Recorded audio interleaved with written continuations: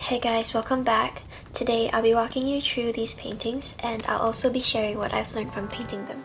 Quick disclaimer though, these paintings are solely meant for learning purposes and I don't claim these painting ideas as my own because it's another artist's idea. Anyways, I'll link the references for these paintings in the description below. That aside, on with the video.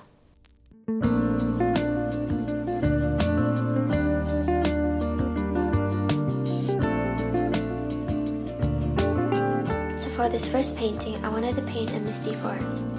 So the first step I did was put down a layer of water on the surface, so the surface was damp.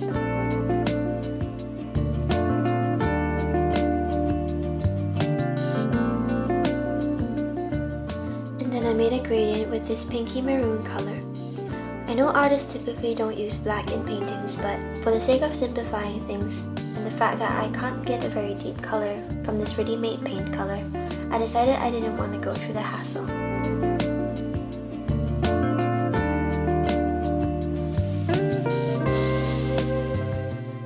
So while you see me go over the painting, messing around with the paint until it looks about right, let's talk about the main learning from this painting, which is the realization that I've set so many imaginary rules for myself.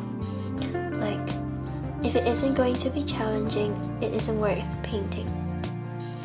Or if it isn't an original idea, I wouldn't want to copy it. If it's something done in the past, I wouldn't want to do it again. And if it's something common, I have a tendency to stay away from it. While I wait for that layer to dry, I'll move on to the next piece. I put down a layer of water again, which is a recurring protocol at this point. And I added this lovely periwinkle color as a base coat.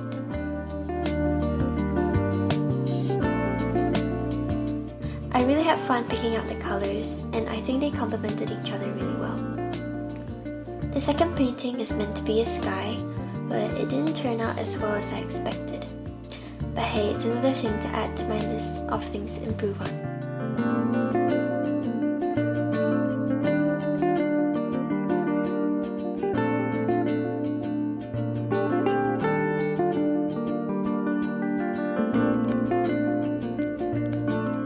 Oh yeah, you see me using tissue paper to lift off paint a lot for this one, and I highly recommend it. Tissues are really handy for cloud paintings.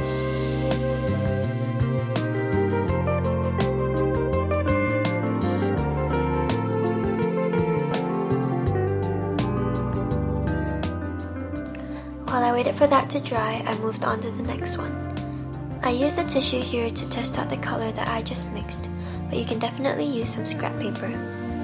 You know the drill, another layer of water again, and this time I made a gradient from dark to light. And I went for this ashy green color, which I think is really pretty.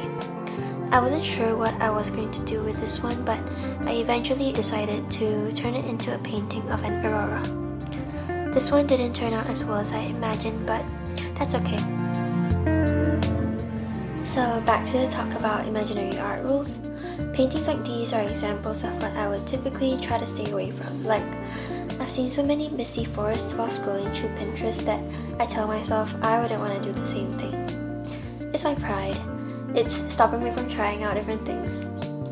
But when I saw the reference pictures for these paintings, they look so pretty. I was so inspired to paint them.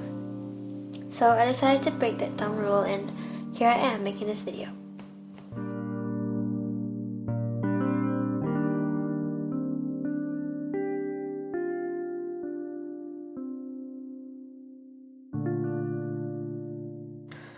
Anyways, here you see me going back to painting some trees on the first one. I picked out a color from the painting and started to paint the tree above the area with that same color. Then, with a clean brush, I blended out the bottom part of the tree into the background so it looks like the tree is from that depth of field.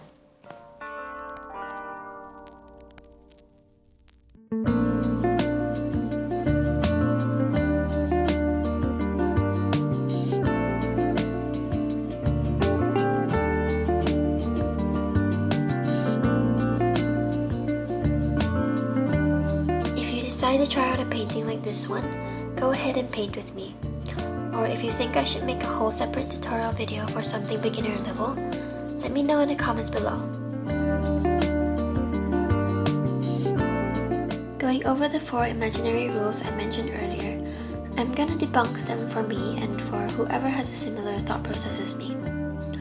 Firstly, like I said, these are really fun to paint, and they were challenging because I've never tried painting them before.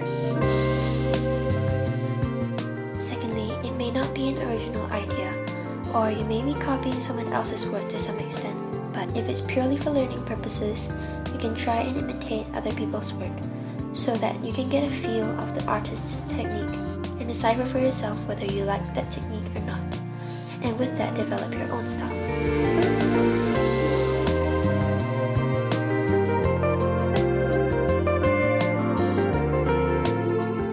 After the base layer of the sky piece was dry, I went over it with a second layer, building more depth into the clouds in the painting.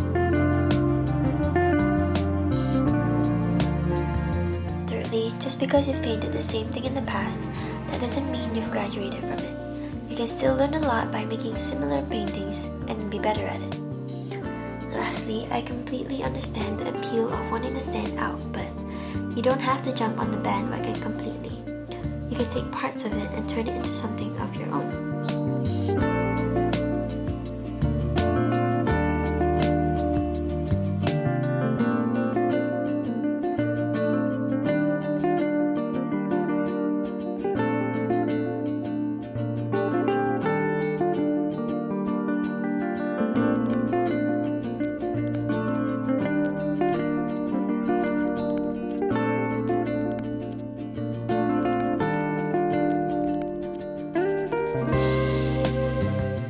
This last piece is an orange colored painting of a dog. I started off by making this base layer dark and light orange, making sure that they blended into each other well.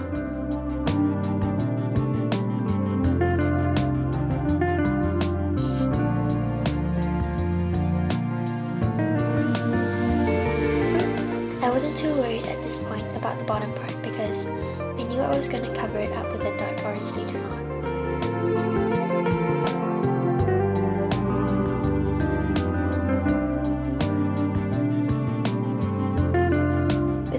Brush, I created short jagged strokes at a diagonal at the top part of this paper to create some clouds. Going back to the aurora painting, I added some black to depict the night sky and some yellow at the bottom. I tried to make it look as close to the reference that I had. I don't know, I tried.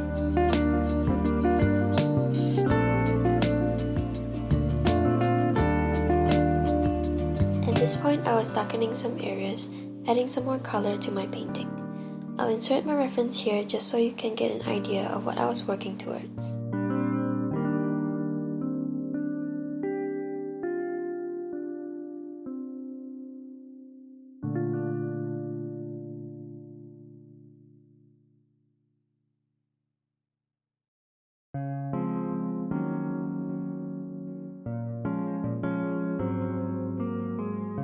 Anyways, after all that, I went back to the orange painting and painted the sea. A flat wash of color, and then I went over the top bits, enhancing them a little, and lastly I painted the cute little dog.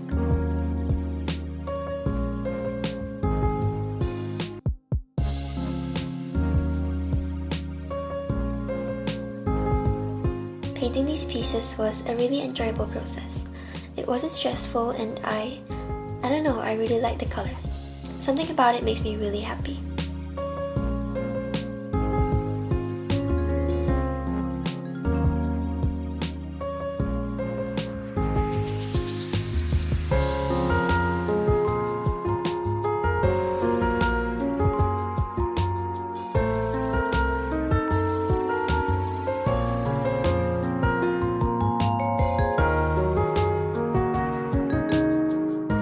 If you stayed this far, thank you so much for watching.